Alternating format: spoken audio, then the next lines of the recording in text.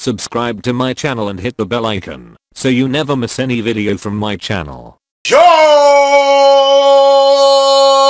Welcome to LCameraTV. Make sure you like, subscribe, and share cool things like Facebook and Reddit and Instagram and wherever else. And guys, don't forget to hit the bell notification, man. Hit the bell icon so you never miss a video. I upload randomly, so I don't want you guys to miss out.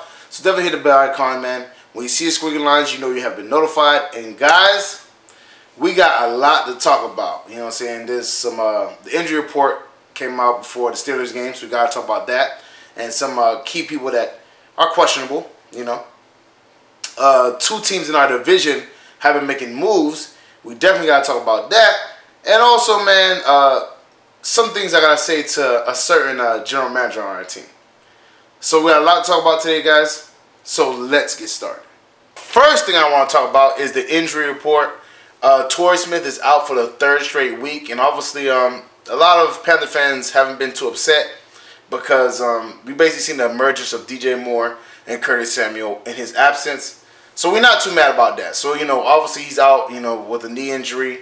You know, we don't know how long it's going to hold him out, but he's been out for a little while now. So definitely, you know, it might be a little bit more than what they expected. So, you know, he's out. But, you know, there's a few guys that are questionable. Eric Reid, David Mayo, Mario Addison. But Ron Rivera says he believes all those guys are going to play in the game. He says his biggest concern is Ryan Kalil. He's also questionable. They say he's going to be a game time decision. And they don't know if he's going to play, man. So, obviously, I said before that I thought, you know, that would probably be the biggest issue if Ryan Kalil didn't play. Like I said, I like Tyler Larsen. I think Tyler Larsen, he's good when he was good when Ryan Kalil missed the whole year last year, basically the whole year last year. And I think he's a good backup. We signed him to a long-term contract. He's probably going to be our next center, barring, you know, us drafting one. But for the most part, he's probably going to be that. So I'm not mad at Tyler Larsen, but I do think we're better off with Ryan Kalil. And, you know, in this situation, going against the Steelers, I think, you know, it's best to have your best players out there. So hopefully Ryan Kalil can go. But again, you know, some people might say it's better to have him for the long haul. And I can understand that too, man. But, you know, I don't know. You know, he's questionable. Hopefully he can stick it out, man. But we'll see how that whole thing plays out, whatever. But, you know, obviously you got some injuries. I'm pretty sure the Steelers have some injuries on their end. But for the most part, we're not that bad. I mean, Ryan Kalil is like the only person really that, you know, is concerned. But for the most part, and Torrey Smith was out. But for the most part, you know, our injury report is not that bad. You know what I'm saying? So I guess that's a positive. I just wish Ryan Kalil, you know, is healthy and can play and contribute in the game. Because obviously our offense is a lot better with Ryan Kalil just, you know, monitoring everything.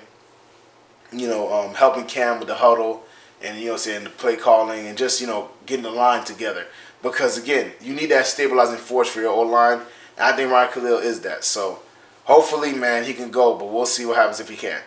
Other thing I want to talk about is how every team in our division, besides the Tampa Bay Buccaneers, has been making moves, man. The Falcons signed Bruce Irvin. Now, mind you, you can understand that because, obviously, you know, Bruce Irvin played for the Seahawks. Dan Quinn was the physical coordinator for the Seahawks at one point in time. So, obviously, Dan Quinn wanted his guy back, and he got him, obviously. You know, they signed him to a one-year deal.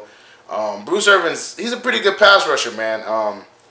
Obviously, Ron Rivera stated that they could, you know, they had opportunity to get him, but, you know, they you know, looked past it, whatever. They didn't really want him, I guess, or something like that. So, he went back to the Falcons and Bruce Irvin. And the bigger deal, or not necessarily a bigger deal, both of them are pretty big deals. But another big deal that happened is that the Saints signed Dez Bryant to a one-year deal. You know what I'm saying? And for me, like, I'm not, you know, I don't think Dez Bryant is the Dez Bryant of old, obviously. But Sean Payton knows how to utilize players. He knows how to make people better than what they are, you know. Put them in the right spots, put them in the right scheme. And when he signs somebody, he knows how to use them. So this bothers me just because the Saints signed them. Because the Saints know how to use, you know, the people they signed. You know, so they figure out a way. You know what I'm saying? The only person I've seen that didn't really work out was Adrian Peterson. And that's because Alvin Kamara kind of emerged after that. But the thing is that, like I said, they already have Alvin Kamara. They got Mark Ingram. You know, they got Michael Thomas, who's a very good young receiver. And now they got Dez Bryant and Drew Brees. That's a really powerful offense. Especially for us, it's kind of a bad matchup because we have nobody really to, go against Dez, because, I mean, if we have James Bradbury on Michael Thomas is a pretty big receiver too. I think he's like 6'2", 6'3". He's a pretty big receiver. If we have James Bradbury on their best receiver in Michael Thomas, then we're going to have Donte Jackson on Dez Bryant. I mean, I like Donte Jackson a lot, but he's 5'10", and Dez Bryant's like 6'3", 6'4". They're just going to throw jump balls to Dez and have him go up in there and get it. So we're kind of at a disadvantage in that scenario. We didn't expect this to happen, obviously, but it happened. You know what I'm saying? They're a 7-1 team. They just loaded up. Falcons are trying to make a surge for the playoffs at the end of the season. They loaded up, obviously, with Bruce Irvin. And I think we can handle the Bruce Irvin thing. The Bruce Irvin thing, I think our O-line is pretty good. Plus, I think we'll be getting Darrell Williams back at some point in the season. So I think that might be, I think we'll be able to hold up with that.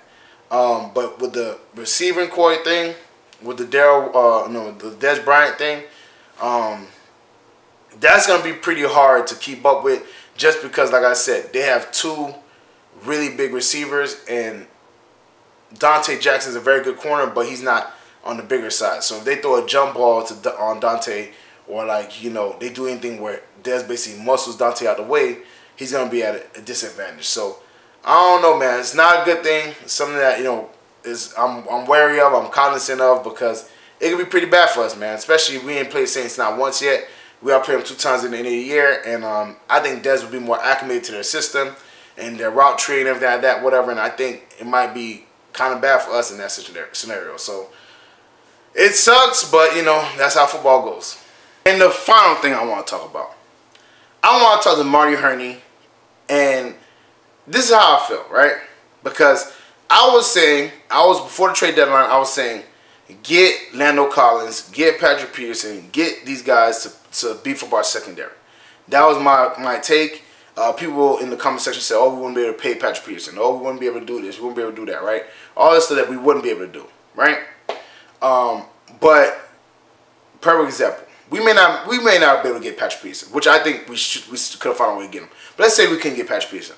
I said we could have got Lando Collins. Lando Collins is a safety from the Giants. He's still on his rookie contract, and it would have been a good addition for us, because obviously Mike Adams is an older player, and Lando Collins could be pretty physical.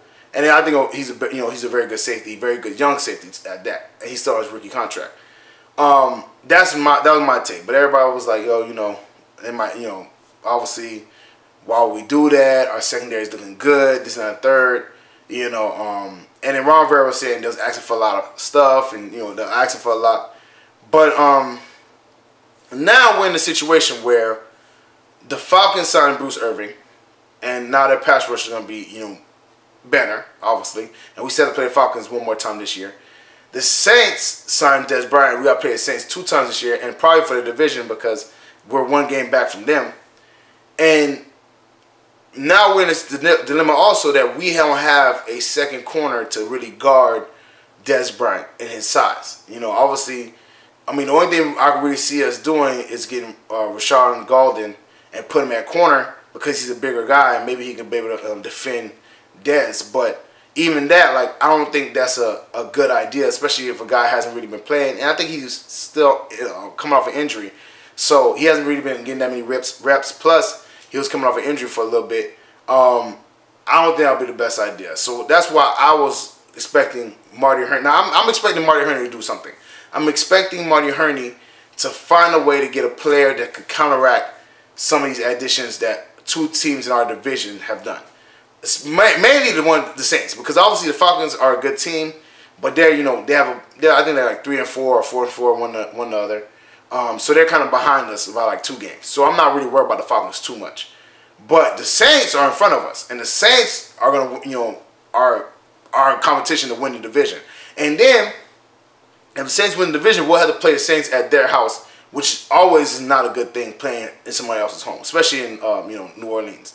So we need to find something to counteract this Dez Bryant acquisition. Now, mind you, it's going to take Dez a few weeks to get acclimated, but he has to play us at the end of the season. So by that time, he'll be acclimated to the system. And that's why I wanted us to go out and get some additions, because good teams never stop adding to their team. I like the Eric Reid pickup. I thought it was a very good pickup. You know what I'm saying? but we shouldn't have stopped there. We should not have stopped there, in my opinion. Obviously, the Rams got Dante Fowler Jr. because they needed more pass rush. You know, they could have traded, even if they would have traded for Janoris Jenkins from the Giants. That would have been a good addition. Now, mind you, he costs more. He costs a lot more, you know, because he just signed a big contract. But I feel like we should have did something at the trade deadline, or did something to bolster this secondary, especially in this situation where now we have to deal with, you know, Dez Bryant and Michael Thomas. And I think the Panthers will figure out something to, you know what I'm saying, obviously to get more help. Because obviously they just moved up Mario Addison's signing bonus and he saved $2 million this year because they moved up they gave him his signing bonus early, which, you know, saved them $2 million. And everybody was saying that, oh, we couldn't pay for Patrick Peterson, we couldn't do this, we couldn't do that.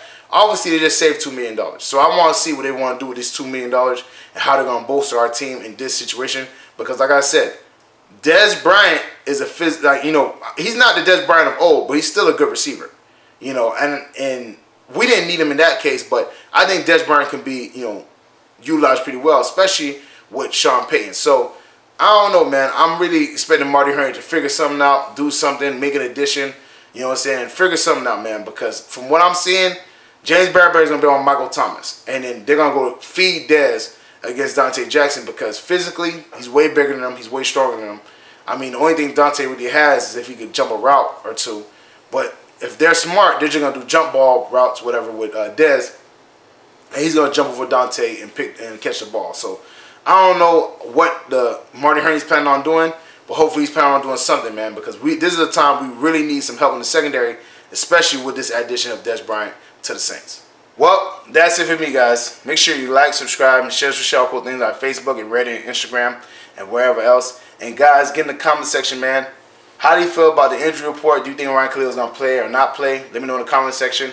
Also, guys, let me know how you feel about the Saints and the Falcons both making additions with Bruce Irvin and Dez Bryant. And thirdly, you know what I'm saying, let me know how I feel about that in the comment section. And thirdly, how do you feel like we should counteract these moves that they've done? Now, mind you, like I said, the Bruce Irvin move is not really bothering me too much, but the Dez Bryant one definitely does because it's a good matchup as far as Dez and Donte Jackson if they're going to throw the ball up in the air. So that's just my opinion. Guys, definitely check out the apparel, shirts, hats, mugs, all types of cool stuff. LCameraTV apparel, you know what I'm saying? Definitely cop that. The link is in the description below. Show love to the channel, support the channel, support me. You already know what it is. Support the Patreon page, exclusive content, blooper reels, shout outs, all kinds of cool stuff, man. So, you know, check out the Patreon page. You might become a member. You know what I'm saying? Show love. You already know. Check out my dog Renan Steen's video. His video is at the very end screen of mine, so the very end, at the end screen. Very funny dude, very talented. I think you guys really like his stuff. Keep that trickle effect going. Make sure you share this with all your Panther family, friends, anybody Panther related, anybody Saints related, anybody Falcons related, anybody anything related. Make sure you share with them, man. Let them know that LCameraTV is rocking with Panther Nation and Panther Nation rocking with LCameraTV. Thank y'all for always supporting and showing love, man. You know, I hear you guys saying I should be a defensive coordinator and all that stuff, man. Hey, tell the Panthers, let them know, man, that I'm ready. I'm ready to carry the clipboard and call these plays, man. But thank y'all for all the support, man. Thank y'all for always, you know, showing appreciation, and thank y'all, you know, for actually appreciating what I have to say, and you know what I'm saying, you know, supporting the channel and believing in me, man. Because like I said, without y'all, there wouldn't be no me. Thank y'all for always showing love and supporting, man. I rock with you guys, man. You guys really, you know what I'm saying, support. You really show love. You stay in the comment section, man. And I really thank you guys. I really, you know what I'm saying, appreciate you guys, man. See y'all next time. Peace.